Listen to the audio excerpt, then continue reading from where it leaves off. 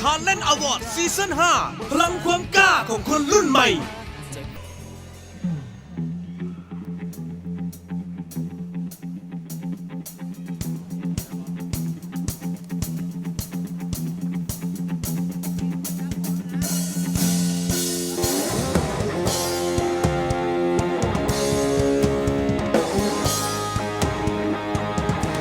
สบายดี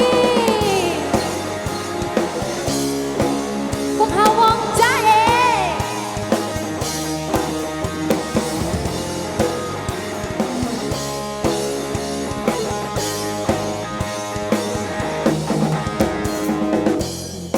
ลงก็นอนข้างในภาพสะท้อนในใจคอยนอนและคอยจมหายคอยฝันหายทุกคืน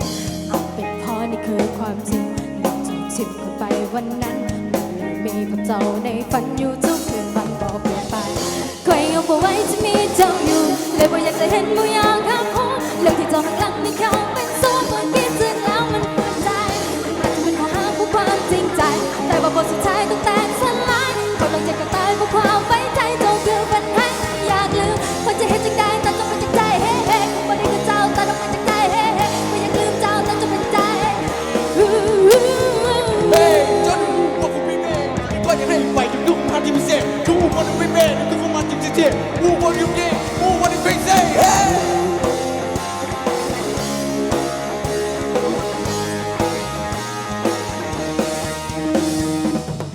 จะต้องทนนานเท่าไร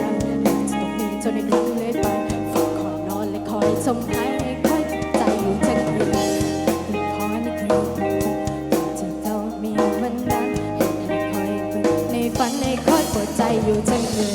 ใครทำเอาไว้จะมีเจ้าอยู่แล้วบ่อยากจะเห็นบ่อยากข้ามหัวแล้วที่เจ้าหักหลังไม่เข้าแบ่งสู้เมื่อกี้ถึงแล้วมันปวดใจ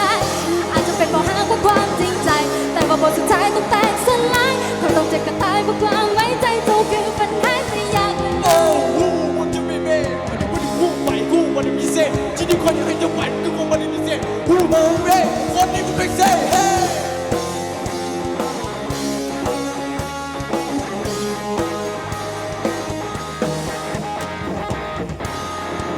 คอยเสียใจ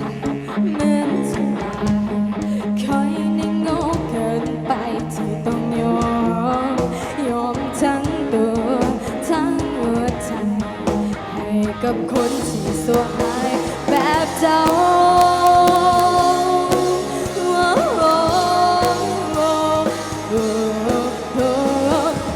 คอยยังบ่ไว้จะมีเจ้าอยู่แล้วบ่อยากจะเห็นบ่อยากข้ามหัวแล้วมีเจ้าหักหลัง